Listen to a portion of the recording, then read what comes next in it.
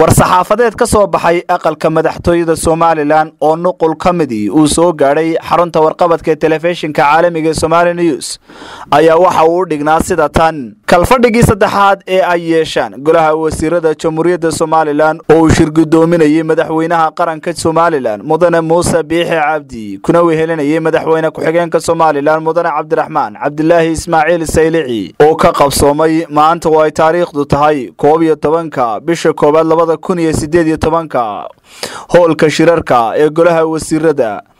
ee madaxtooyada Somaliland ayaa dood dheer iyo falanqayn ay yeesheen xaaladaha guud ee dalka iyo arinta ka soo cusboonaatay gobolka Sool gaar ahaan deegaanka Tukaraq oo dawladda Soomaaliya iyo maamul goboleedka Puntland oo iskarabsanaya ay ku soo gardaroodeen gabagabadii shirkaasi ayaa waxa ka soo baxay 6 go'aan oo kala ah in dawladda Somaliland sidii horeba ay u sheegtay ay ka go'an tahay inay ilaaliso xuduudaheeda ogolaan doonina inta ka kamida dhulka Somaliland lagu soo xadgudbo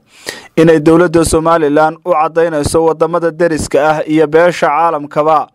inay ka go'an tahay nabad ku wada noolaanshaha iyo ilaalinta xasiloonida mandaqada in golaha wasiirada Jamhuuriyadda Somaliland ay si buuxda u taageeraan isla markaasina ay garab taagnaadaan ciidanka qaranka ee talaabada geesinimada leh ku dhaqaaqay kuna hawlan sidii ay u sugi lahaayeen xuduudaha Somaliland inay golaha wasiiradu si buuxda u bogaadiyaan go'aanka labada gole ee guurtida iyo wakiilada ee xaaladda jiida hore in gudida dhaqaalaha iyo horumarinta ee golaha wasiiradu ay soo darsaan go'aan ka soo gaaraan sidii loo xoojin lahaa wada shaqaynta hay'adaha caalamiga ah soona qiimeyn lahaayeen shaqooyinka ay hayaan ajaanibtu ee ay qaban karaan xirfadlayaasha muwaadiniinta ahi ugu dambeyntii golaha wasiiradu waxa uu isku raacay qaab dhismeedka gudi hooseedyada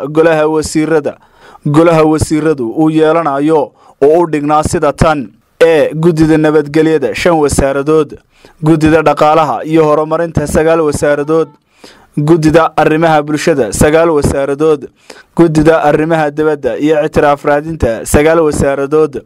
gudida cadaaladda iyo shuruucda dalka 6 wasaaradood iyadoo ay wasaaradaha qaar ka mid yihiin wax ka badan hal gudi hoosaad